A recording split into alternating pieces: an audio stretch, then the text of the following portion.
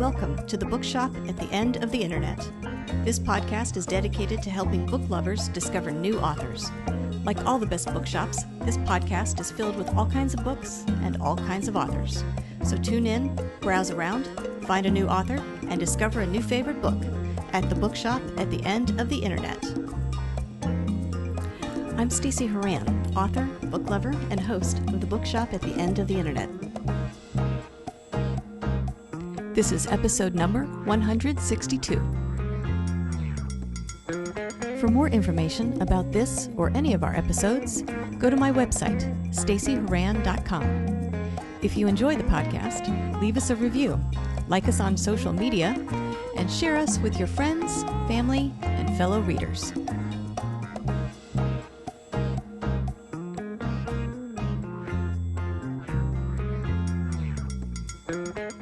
In today's episode of the Bookshop at the End of the Internet, I'm chatting with award-winning author Chris Crutcher.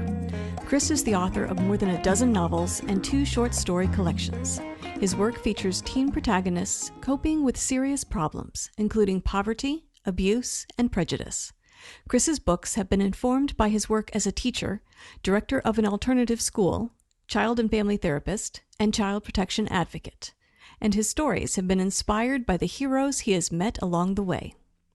All of his books and stories have been challenged or banned at some point during his nearly 40-year career. As a result, Chris has earned 2 Lifetime Achievement Intellectual Freedom Awards, one from the National Council of Teachers of English, and the other from the National Coalition Against Censorship.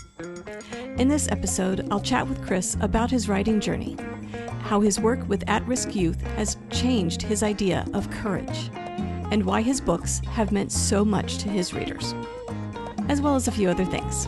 Coming up.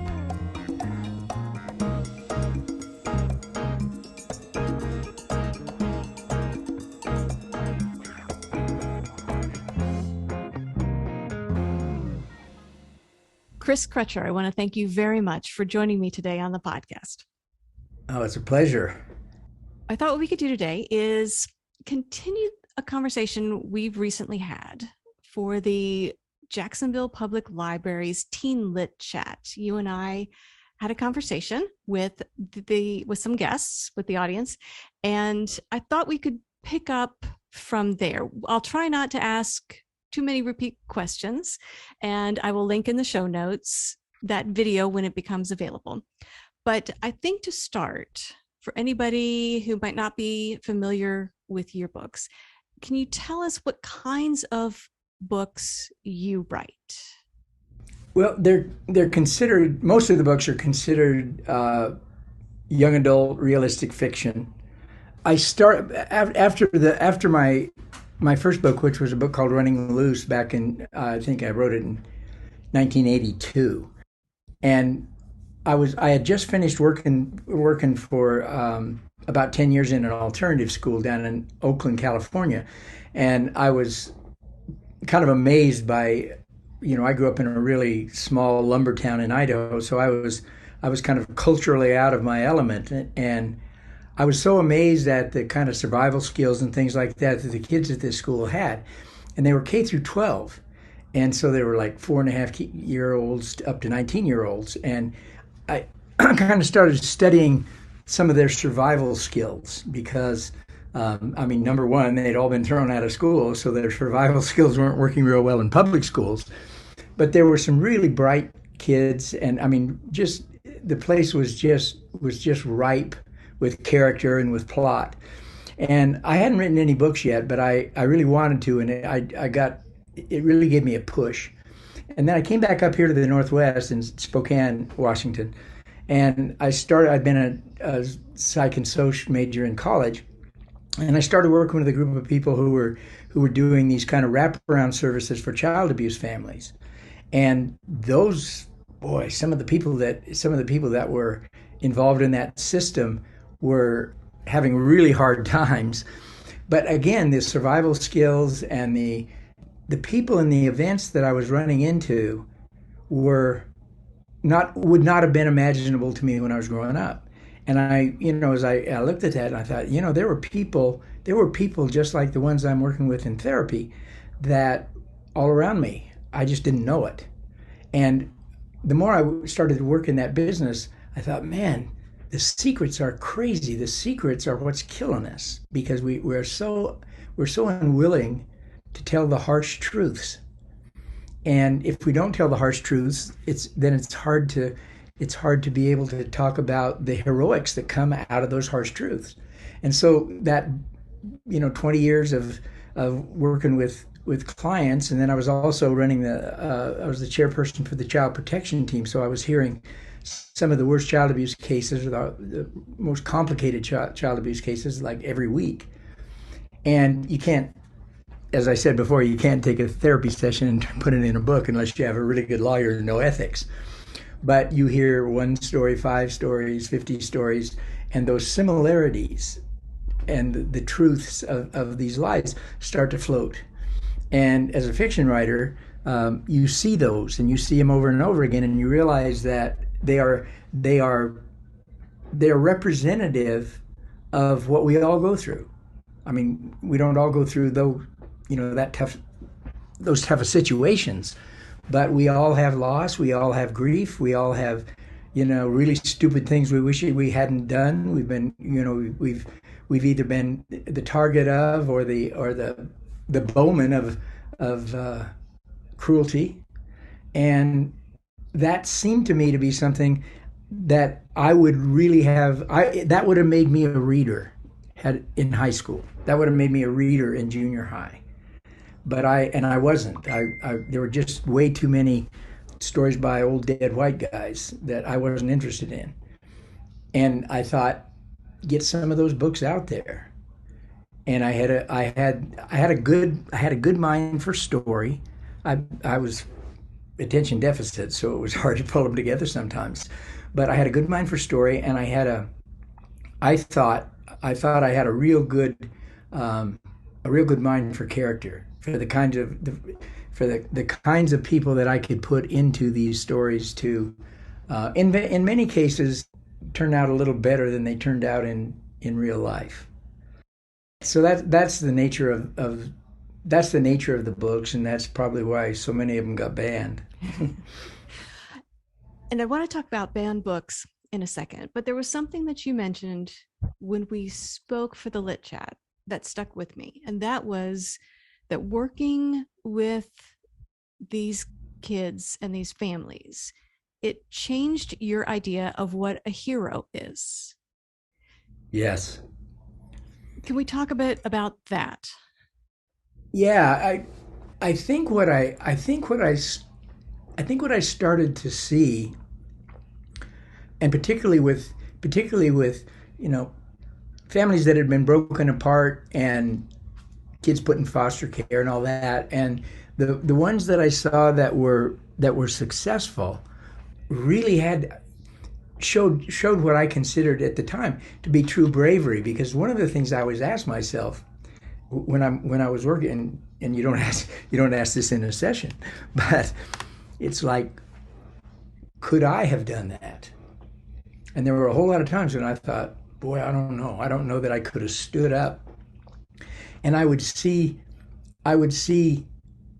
kids that would do almost anything to get back home, and I would see kids that would do almost anything to stay away because it was so dangerous. And it kind of depended on the situation and how connected they were to their families. But I saw parents who had done really shameful things to their spouses, to their kids, and coming away being willing to say the truth about it, to admit what they'd done, and really try to do something different. And when you look at how powerful habit is to us human beings, and breaking those habits and basically having to outthink yourself, basically having to outthink your past, so that you can not do the thing that you're kind of programmed to do, and do the thing that's going to make the people in your family safer, and connected, and care more, and all of that. And that's where the heroics came, because some of it is, a lot of it is like facing shame. And when you look at little kids, kids who get, well, kids at any age, a lot of kids who get abused blame themselves. They think it's their fault. I was the one who got in trouble because there's something about me that wasn't good enough to be treated well. And to watch some of those kids and their parents work their way to a place of emotional safety and physical safety, it was a trip. It was something to watch, and it really did change it changed my idea of courage. I thought, like I said, I thought I was witnessing bravery that I might not have called it that, years before that. And you mentioned that your books have been banned. In fact, I think when we last spoke, the librarian mentioned that I think all of your books have either been challenged or banned. Yeah, I think both. which is let's say an award that not many people can claim. True. Yeah, I have two lifetime achievement awards for basically getting your books banned. They're called intellectual freedom awards, but they're for getting your books banned. And I can't even tell you how proud I am of those. What book is there, a book that you found got more challenges than the others, or has it been basically around the same amount every time a new one comes out?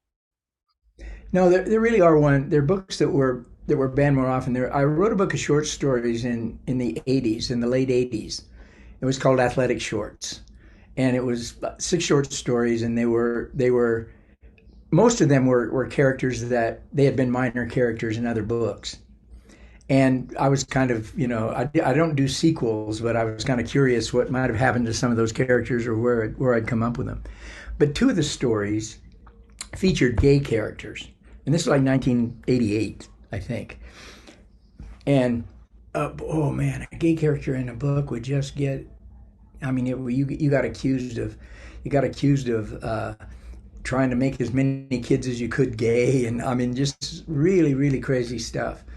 And there were 2 stories. One was a kind of a comedic story, really about a kid who had basically 2 sets of gay parents. His mom was with his stepmom, and his dad was with his stepdad. And the other one was a story. It's a story called "In the Time I Get," and it was about a kid who runs into, and actually I put him in my old hometown and changed the name because, like I said before, they have a lawyer. But it was a story about a young like high school 17 or 18-year-old who runs into a fairly young man, 20, 25 or 30, who has AIDS. And it was during the time that, boy, the whole AIDS epidemic, there was no money for it. President Reagan at the time wouldn't even say the word. It was just, anybody, if you were gay and you got AIDS, you just were on your own. And there was a whole lot of just ridiculous ideas about how it was transmitted and all those things. And so I wrote the story because I had a client who had done everything he had to do to get his kids back, and he was an intravenous drug user. He wasn't gay, but he got AIDS, and everybody, he was a revered guy in my men's group at the mental health center. And the minute he got AIDS, nobody went. I was the only person who went to see him. And I flipped it around, but I used a lot of that. I used a lot of that information, and boy, they banned that like a redheaded stepchild. It was all over the place. The other one, which is one of my favorite books, is a book called Whale Talk, and it's a book about. There's a lot of racism in it. There's a lot of child abuse and responding to child abuse. There's a whole lot of stuff about white supremacy, which, and I wrote that book, God, back in the '90s or really early 2000s, and it's as germane today as, and maybe even more so than it was back then. And it got banned. Boy, I got banned in Alabama so many times I actually learned to spell it. So those are two that stick out, but it was book after book. And a lot of time, they would say, well, the kids, they use really bad language. And I say, well, they have really bad lives. People with bad lives use bad language. And by the way, I didn't have a bad life and I used bad language. But more it was if there was anything that questioned religion. There was Staying Fat for Sarah Burns. There's a young girl in Sarah Burns who gets an abortion, and she's never sure whether it was a good thing or a bad thing because she didn't have anybody to talk to.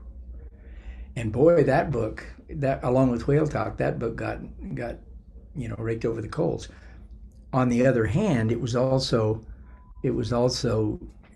got a lot of great critical reviews. So it's kind of that whole idea that we've run into right now, I think, where there are people out there, and I think some of them at least have a heart in this, but they really believe that if we don't talk about things, we won't think about them. If our kids don't talk about things, they won't think about them. That if we can hide people from the truth, then the truth won't scare them. And it's my life as a human being and my life as a therapist and my life as a teacher tells me exactly the opposite of that. When this airs, we'll be approaching Banned Book Week. Yes. Have you ever had a conversation with a teen or with a parent who's concerned about reading or their kids reading a banned book? What do you say to them normally? Have you had those conversations? Well, yes, I have. I had a lot of them. And, sometimes in kind of confrontational places, if I happen to be at a school board meeting someplace, but one-on-one, yeah. And I have had those conversations, and some of them are pretty legitimate. I mean, one of the things that I always say to people is I say, you do have the right anytime you want. And no school that I've ever been in or teachers that I've talked to won't do this. If you don't want your kid to read that book, you can get them, they will give you another book. But it's just not up to you to decide what other kids should or shouldn't read. And, they all have parents and they all have their own sensibilities. So you have a right to say, I'm going to ban that book in my house. But beyond that, not so much. But it was also, there have been some really interesting ones, because I've probably in at least 6 or 7 of my books, there's been a pretty strong focus on racism. And when I'm writing white supremacists, they talk like white supremacists. And so the N-word is all over the place.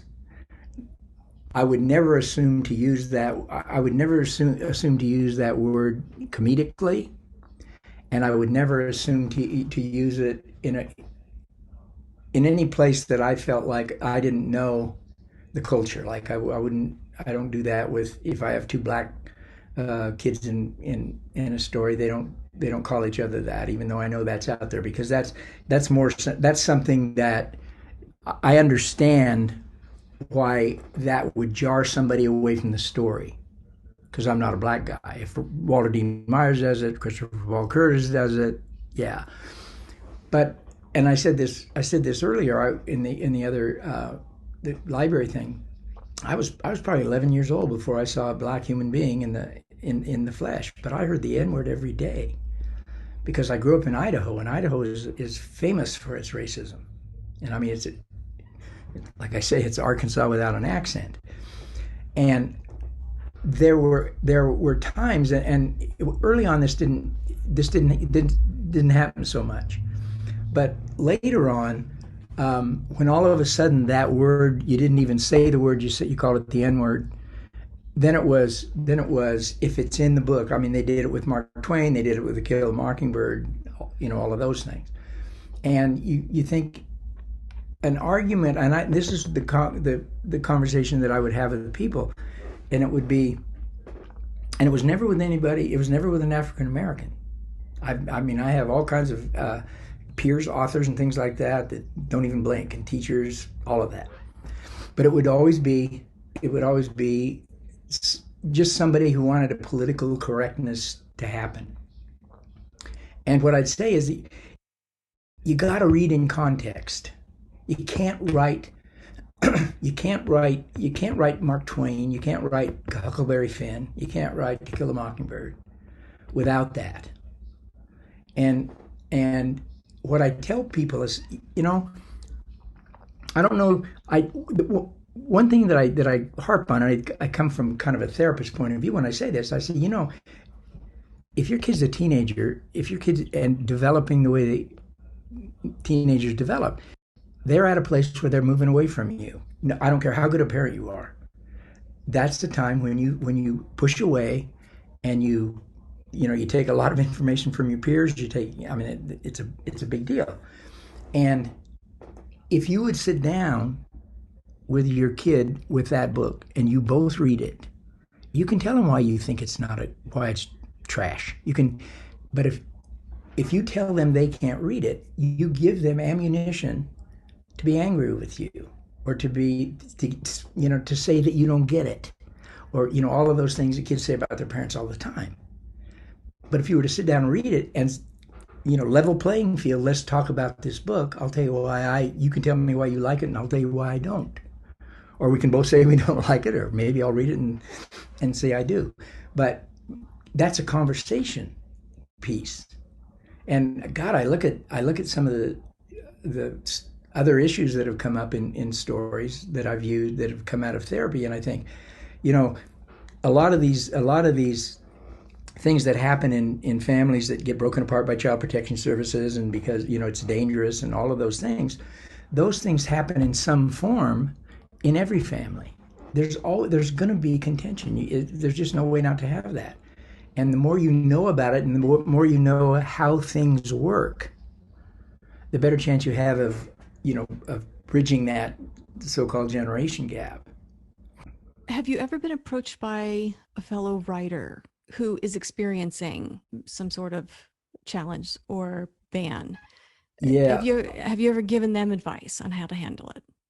Yes. And what I say is, number one, if that's happening, you've made an impact.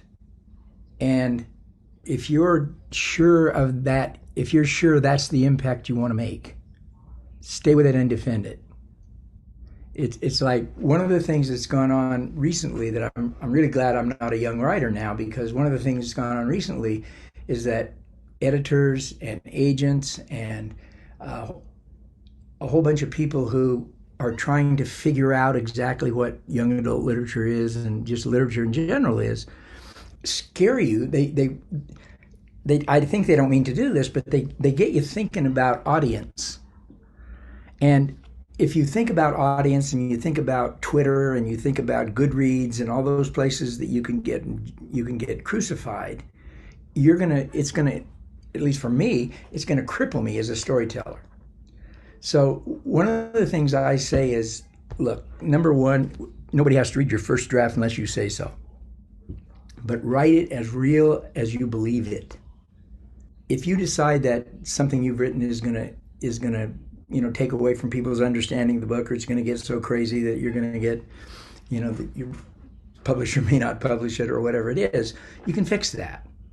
But you got to tell the truest story you can tell.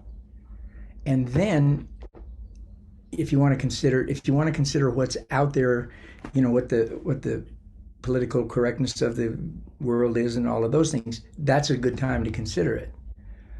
But one of the things about you get a story written and you let it sit for a while, and it goes back and forth, if to your publisher or to your editors, whatever, and you get a chance to get some distance. Stephen King always says, write it, put it in a drawer, read it 3 weeks later. And because then you can say to yourself, if I read that like a reader instead of a writer, I can decide if that's what I want to say in this story. And I think it's such a mistake to look around at current sensibilities and handcuff yourself with your storytelling. And I know people, I know some really good writers who've said they never use bad language. And they do. It's because they don't like bad language. And I think, boy, that's great, because it wouldn't fit in a book that you write. And they tell really good stories, and they avoid certain issues, and that's great. But I always go back to say, you got to tell the truest story you can tell coming out of the chute, and then make sure you like it, and then you got to stand up for it, because something that seems god awful today might seem great tomorrow, and something that seems great today might seem god awful tomorrow. And once you get it out there, there's nothing you can do about it. So just be sure that you can stand up for yourself. And when you talk about telling basically the truest story you can from your perspective, have you ever gone back and looked at a story and realized that you've written some of yourself into the story, into a character? Only every time. Yeah, really. Yeah. I know I will. And number one part of that is because we all do to some degree, because we all see the world through one set of eyes, and it goes through one brain and one heart.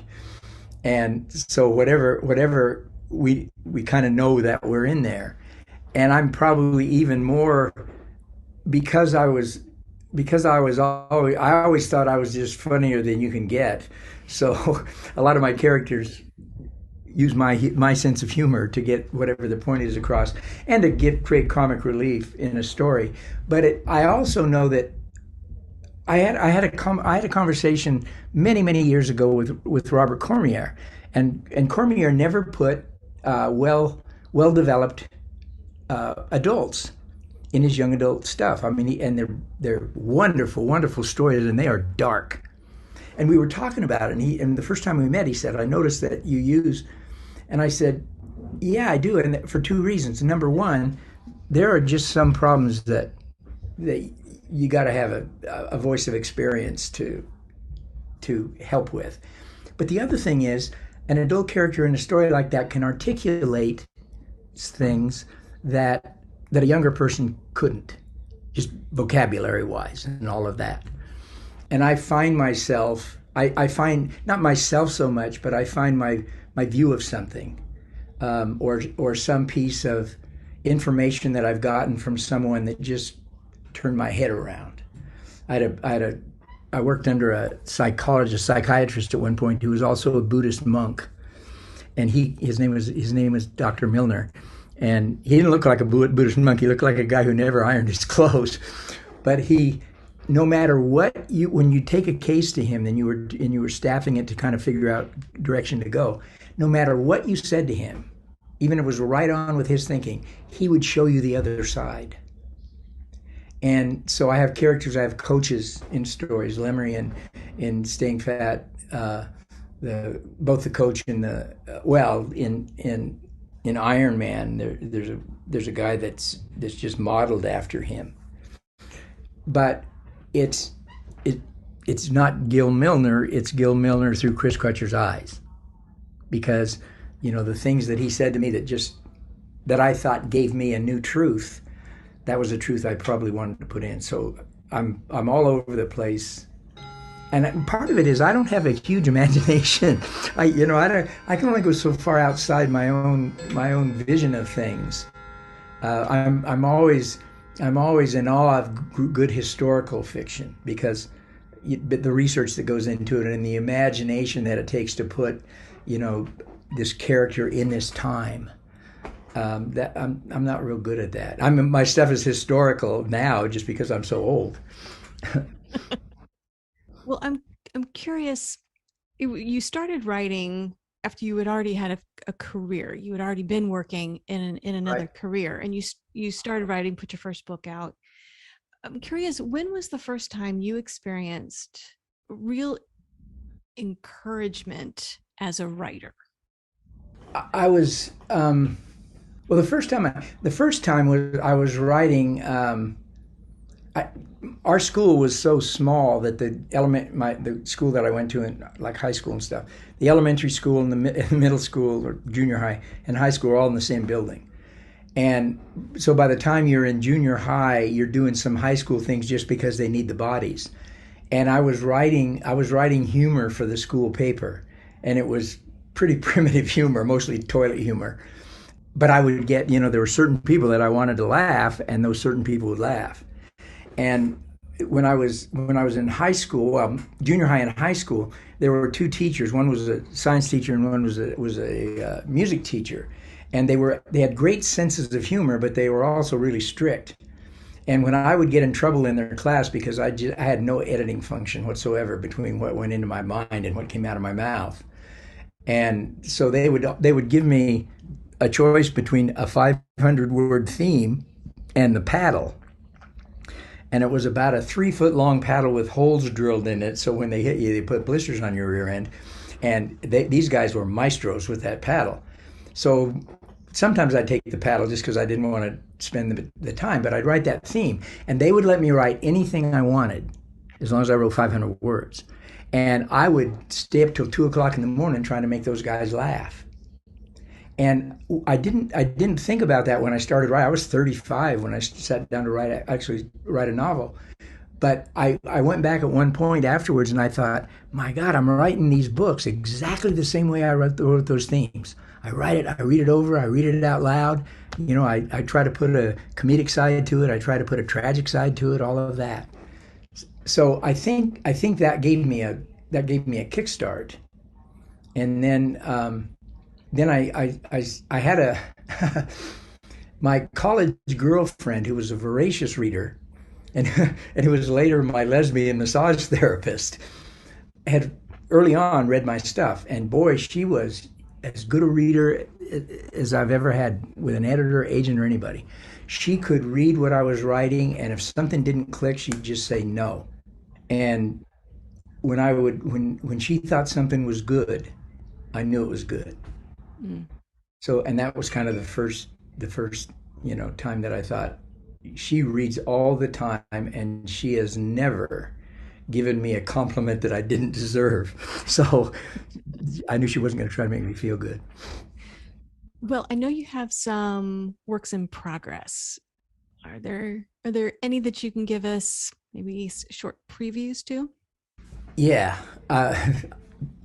The operative word here is short, right? Or as long as you like. When's the last time anybody got a short answer from me? I'm working on a nonfiction book right now that I'm calling Stotanic Verses, and it goes back to the term Stotan, which is a cross between a Stoic and a Spartan. That was coined by an Australian track coach that my swimming coach in college used to torture us with. But it translated into people taking on things that seemed impossible. And I started going back and looking at where a lot of my stories came from, and they came from some really, really rugged lives. So with the people that were clients of mine that I used, I went back and found them and then got permission to tell their stories, and they read the stories before I put them out. But situations that I've run into and things that have really informed my writing are in there. And a lot of these people's stories, and some of their stories are far more rugged than any book I ever wrote. I mean, I had to edit some stuff out. So that book is there, and it keeps kind of changing theme-wise because I want to talk about these people and I want to talk about how they found their way. But the other side of it is, I almost can't talk about that without talking about, because I'm narcissistic, without talking about its influence on me, and why as a writer those things got into my head and had to be told. The other two books that I've finished, and one I need to edit probably from the start. One is about I started writing after the Newtown shooting in Connecticut, and I put the shooting in the story in a mall, but it was a bunch of kindergarten and first graders who got in the crosshairs of a guy. They're standing in line to see Santa Claus, and the shooter is one story up and has clean shot and nobody can get to him. So a bunch of kids are killed and wounded. And the story takes place when those kids, the survivors, are juniors and seniors in high school. So they're the kind of PTSD things and all of that stuff that come with the shooting, and their survival skills and those kinds of things became part of the book.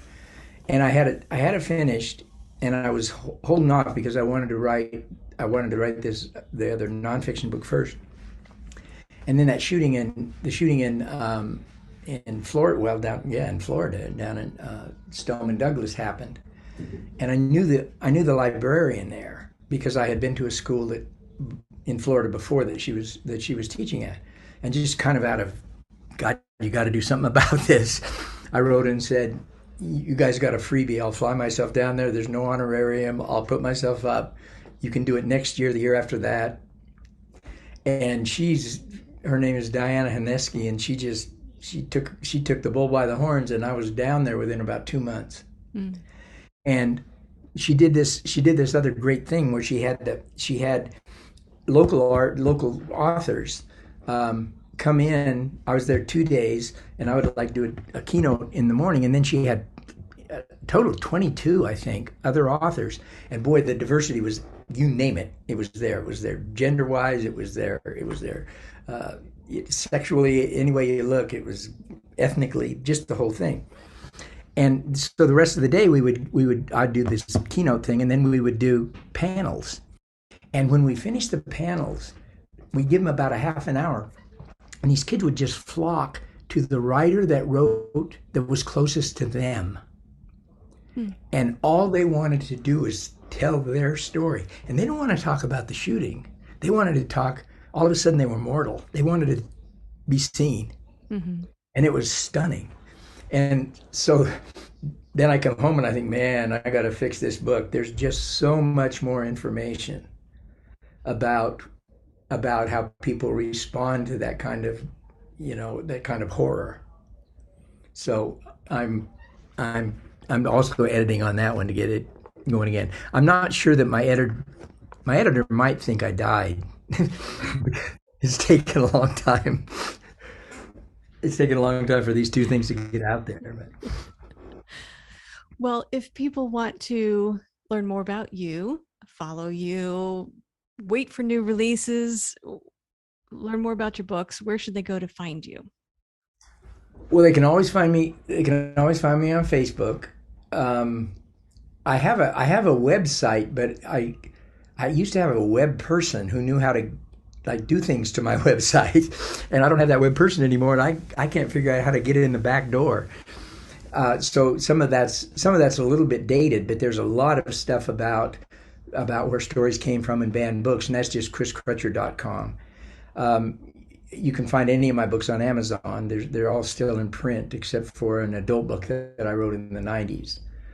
And my email is stoughton717@gmail, so they can always just email me. Excellent. Well, Chris, I want to thank you very much for joining me today on the podcast, and I wish you luck with the works in progress. Congratulations on everything you've accomplished, and best of luck for the rest of your writing journey. And same back to you. Thank you. The Bookshop at the End of the Internet is a podcast dedicated to helping book lovers discover new authors. Like any good bookshop, this podcast features a wide variety of books by the equally varied and interesting authors who felt compelled to write them. This podcast gives you a chance to meet these wonderful writers and discover your next must-read book. Listen to the authors describe their books and tell you their stories in their own words.